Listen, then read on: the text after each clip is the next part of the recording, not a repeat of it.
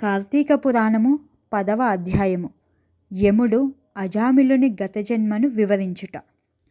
విష్ణుదూతలతో కలిసి ప్రయాణిస్తున్న అజామిలుడు విష్ణు యమ దూతల వాదనలను విన్నాడు.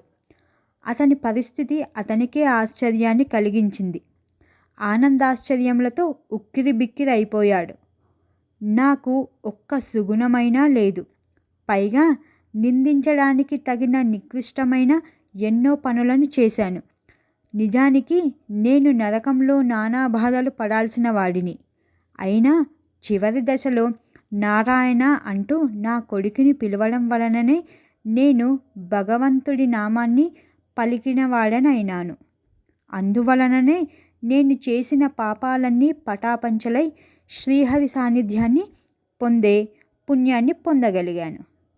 కులహీనురాలైన స్త్రీతో సంసారం చేసిన ధర్మాధర్మాలను వదిలిపెట్టి నికృష్టుడిని అయినా నా కుమారునికి నారాయణ అనే పేరు పెట్టుకోవాలని ఎందుకు అనిపించిందో ఏమో నాకు. ఏదో పూర్వజన్మ సుకృతం వలన వైకుంఠనాథుని నామాన్ని నా కొడుకుకి పెట్టుకోవాలనిపించింది. అదే నారాయణ నామాన్ని పలికించే భాగ్యాన్ని కలిగించింది అనుకుంటూ పరమానంద పడిపోయాడు అని చెప్పాడు వశిష్ఠుడు. అజామిలుని జన్మ వృత్తాంతం ఏమిటి, వివరంగా చెప్పండి అని జనకుడు వశిష్ఠ మహర్షిని ప్రశ్నించాడు. విష్ణుభటులు అజామిలుని తీసుకుని వెళ్ళారు. యమభటులు యముడి దగ్గరికి వెళ్ళి జరిగినదంతా వివరించి చెప్పారు. యమధర్మరాజు పరిస్థితిని గ్రహించాడు. శాంతచిత్తుడై, భటులారా, ఎంతటి పాపాత్ముడైనా మరణించే సమయంలో శివ కేశవులిద్దరిలో ఎవరి నామాన్ని తలచుకున్నా వారి పాపాలన్నీ హరించుకుపోతాయి. వాళ్ళని శిక్షించే అధికారం మనకిక ఉండదు.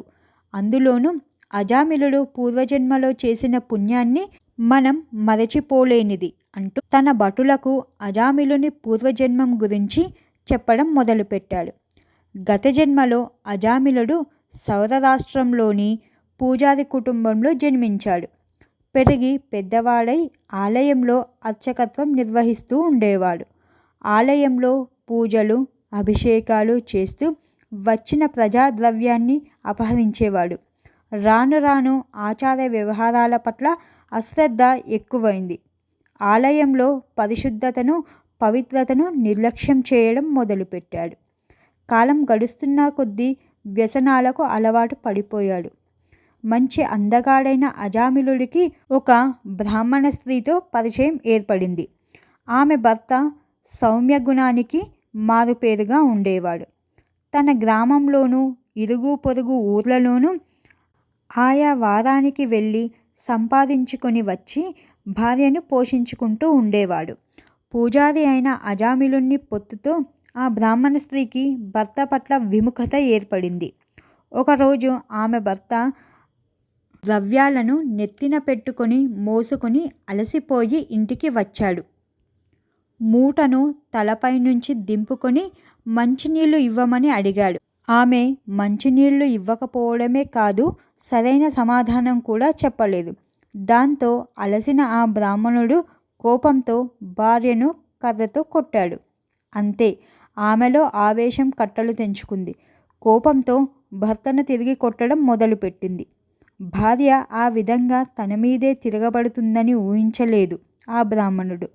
ఆమె కొట్టే దెబ్బలకు తట్టుకోలేక ఇంట్లో నుంచి బయటకు వెళ్ళిపోయాడు. ఆ తర్వాత ఆమెకు భర్త యొక్క అడ్డు అదుపు లేకుండా పోయింది. ఒకరోజు ఆమె కామోద్రేకంతో బాగా అలంకరించుకొని అందగాడైన ఒక చాకలివాని ఇంటికి వెళ్ళింది. తనతో సంసారం చేయమని అడిగింది. అతడు ఆమె మాటలు విని చాలా ఇబ్బంది పడ్డాడు. నువ్వు బ్రాహ్మణ స్త్రీవి, నీతో సాంగత్యము నేను చేయకూడదు, భర్తకు ద్రోహం చేయడం నీకు తగదు అంటూ మందలించి ఇంటికి తిరిగి వెళ్ళిపోమ్మన్నాడు. అయినా ఆ బ్రాహ్మణ స్త్రీ అతడి మాటలను పట్టించుకోలేదు. అతడి మీదకు పోతోంది. దాంతో ఆ చాకలి ఆమెను కొట్టి అవతలకి పంపించాడు. ఆ అవమానంతో తిరిగి వస్తూ శివాలయంలోనికి వచ్చింది. అక్కడ తన ప్రియుడైన పూజారిని చూసింది. ఆ రాత్రి అతనితో రతిక్రీడ జరిపింది. మరుసటి నాడు ఉదయం చాకలివాడు అన్న మాటలు జ్ఞాపకానికి వచ్చాయి. అతడి మాటలను, రాత్రతను చేసిన పనిని తలుచుకుని మిక్కిలిగా కుమిలిపోయింది. ఆమెకు భర్త పట్ల ప్రేమాభిమానాలు పెల్లుబికాయి. అతడిని వెతికి ఇంటికి తీసుకొని వచ్చి అతడిని సేవిస్తూ మిగిలిన జీవితమంతా గడిపింది. మరికొంతకాలం గడిచాక శివాలయం పూజారి మరణించి రౌరవాది నరకాలన్నింటినీ అనుభవించి అజామిలుడిగా సత్యనిష్ఠుడికి కుమారుడై జన్మించాడు.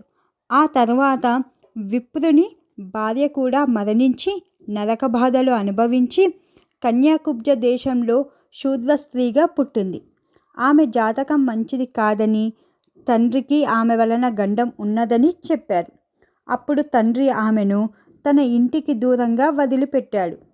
ఆ పసిబిడ్డను ఒక బ్రాహ్మణుడు తీసుకొని వచ్చి పెంచి పెద్ద చేశాడు. ఆ కులహీనురాలైన స్త్రీని విప్రుడు స్వీకరించాడు.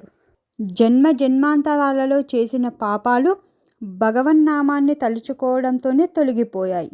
కనుకనే అజామిలునికి నరకానికి వెళ్ళవలసిన స్థితి రాలేదు. జనక మహారాజా, శ్రీహరిని స్మరించడం, కీర్తించడం వలన, భక్తితో సేవించడం వలన పాపాలు నశిస్తాయి. మనస్సును స్థిమితపరుచుకొని ఇతరములైన ఆలోచనలు లేకుండా ఏకాగ్రమైన మనస్సుతో శ్రీహరిని ధ్యానించడం కంటే గొప్ప అదృష్టం మరొకటి ఏదీ ఉండదు. ముక్తి మోక్షాలకు హరినామస్మరణమే దివ్యమైన సాధనమని వివరించాడు వశిష్ఠ మహర్షి.